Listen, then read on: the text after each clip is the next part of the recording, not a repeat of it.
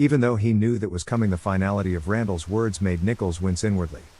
He took a few seconds of his own before replying, in which time he could feel his blood boiling. "Right," he said firmly. "I'm going to lay this out simply for you. I've got protection in here, big protection, and I'm not talking about guns. We can stop you before you can get anywhere near Larry." "That sounds like a threat," Randall replied with a hint of sarcasm in his voice. "It's a promise," Nichols stated. "We aren't going to give up Larry to you or anyone." "I'm not just anyone, holy man," Randall interrupted. "You're nothing," Nichols said with a sneer. "You want Larry? Try and take him. That's all." Nichols heard Randall breathe to speak on the other end, but hung up before he could get a word out. "Yeah. Nice one, Father," Lewis said, clearly impressed. "Really? Not too much?" Nichols' hands were sweating so much now that he nearly dropped the phone. He pocketed it and rubbed his palms on his sleeves. "Nar, bang on, I'd say," Lewis said, loitering by the bedroom door and beaming like a kid. "Lewis, watch the stairs," Peroni ordered, "all business. God only knows what might come through the front door now." She said this without taking her eyes off Nichols, who, although was looking pale from his confrontation with the demon, he was definitely back to his old self now as far as she was concerned, and despite their situation this helped steady her own nerves. "Protection?" she asked. He just exhaled deeply in response. "Yeah, what protection?" Larry wanted to know. "If you've got something up your sleeve, now's the fucking time, Padre." The priest was trembling now and had gone white as a sheet. Seeing his growing terror, Peroni moved forwards and took a hold of his shaking hand, which was clammy to the touch. "Father?" She ushered him over to a chair, intending to get him to sit down before he fell down. "Father?"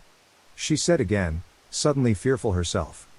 Not of that unknown menace outside, but of losing Father Nichols to that paralyzing fear again, and that this time he might not return from its grip just when they needed him the most. She was about to guide him onto a chair when he suddenly pulled away and looked at her as if she had just slapped him in the face. "God, Anya, I'm sorry."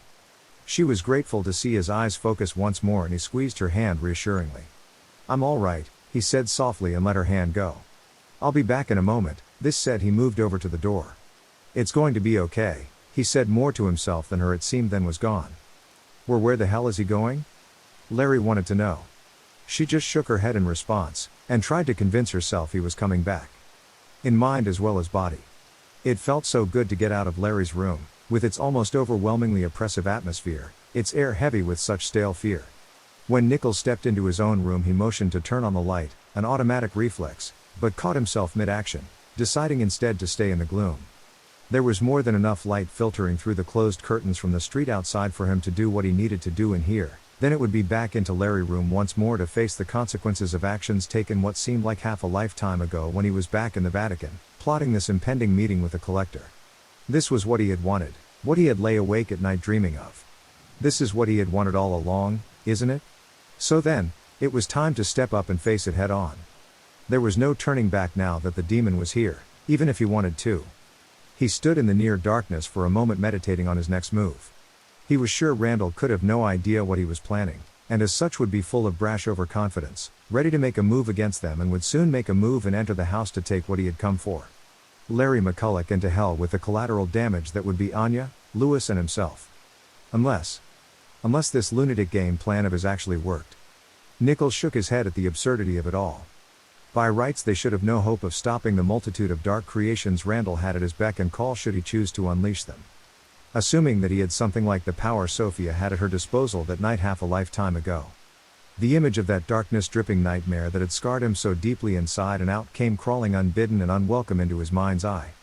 The memory made him physically shudder as he pictured it all too vividly creeping down the aisle towards him. He had been nothing more than a spectator that night, and even though that was the reason he had survived, he was determined not to be one this time around.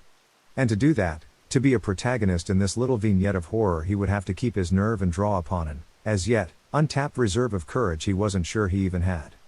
Only one way to find out, old man. Now was the time, to either curl up in a corner someplace safe and hope against hope that the conflagration that was coming on the heels of hell left him untouched. Ashamed but alive. Or he could stand his ground and fight. And to hell with the consequences, if that was the right choice of words given his present circumstance. He smiled at this, gallows humor. That was a good sign if nothing else. He took a deep breath as the bitter smile faded. This was it. This was the nightmare scenario made flesh, The one he had secretly dreaded since first arriving here, the moment he had prayed would never come. But it came all the same. Proof positive that sometimes even priests, no matter how righteous or just their cause may seem, don't always have their prayers answered. A sobering thought, and one, given that might very well, given time to fester, lead a lifelong religious man to the brink of atheism. But that was a theological debate for another day. He thought of his cozy little life back at the Vatican, where he was securely buried away deep in the archives. Safe and snug for over 20 years in a world of theory and myth. Be careful what you wish for. Nichols had spent night after endless night down there cursing the place and dreaming of facing the darkness once more, stepping up to the mark, a man without fear. He was a fool, and worse still a fool who had now got exactly what he had wanted.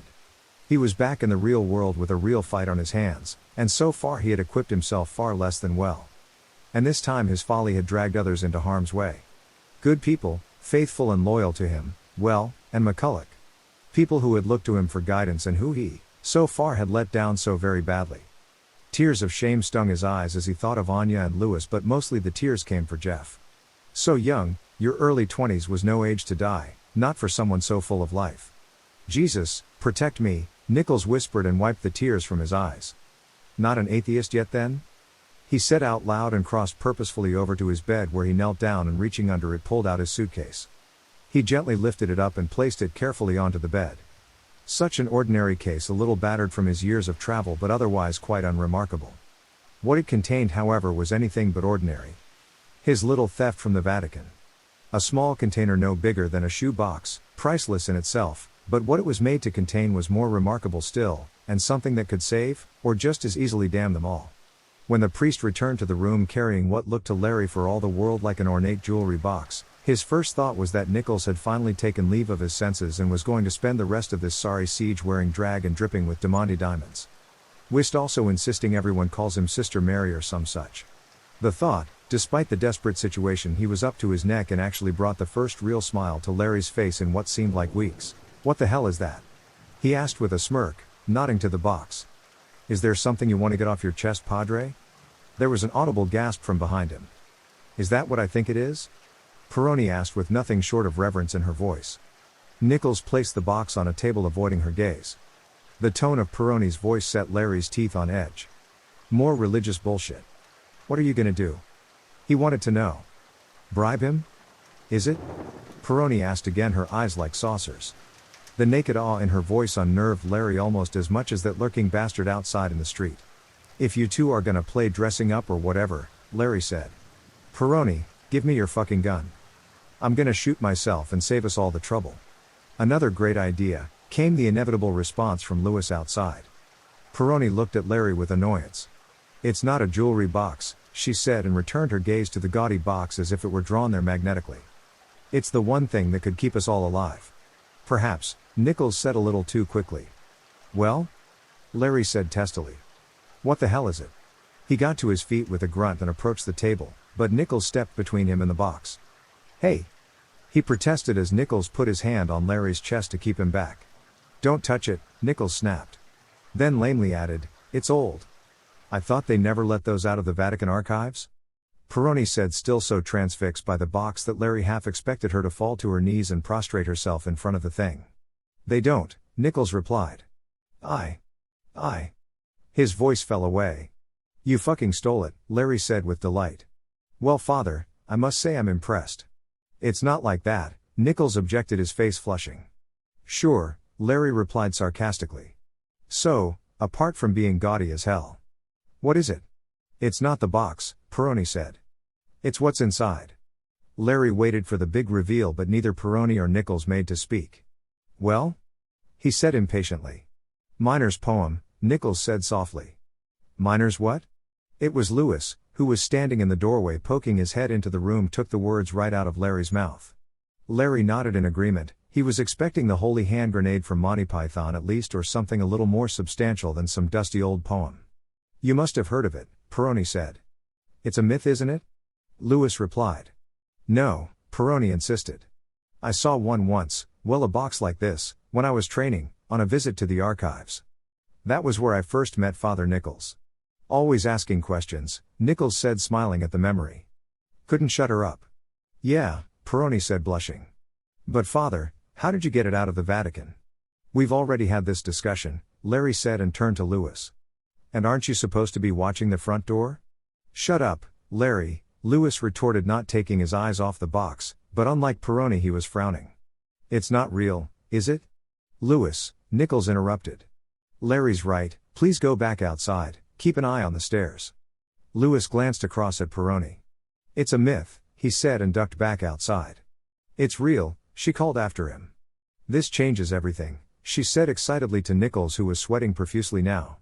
All right, Nichols said. It came out harsher than he'd intended and made Peroni start in shock. But he just couldn't keep his growing frustration out of his voice. Please, just calm down, Anya. It's not that simple. But you do know how to use it? Peroni asked with a hint of fear in her voice. Yes, of course. I've studied it you years. It's just not that simple, he said again. This is great news. She added before Nichols could continue. Okay, Larry cut in. When you've all finished debating, can one of you lot tell me what's so special about that fancy box? Huh? And what the hell is Miner's poem when it's at home? He waited, but neither Peroni or Nichols moved to answer. Well? Nobody really knows that much about it, Nichols tried to explain. He was already regretting revealing the box. He took a moment to gather his thoughts before continuing.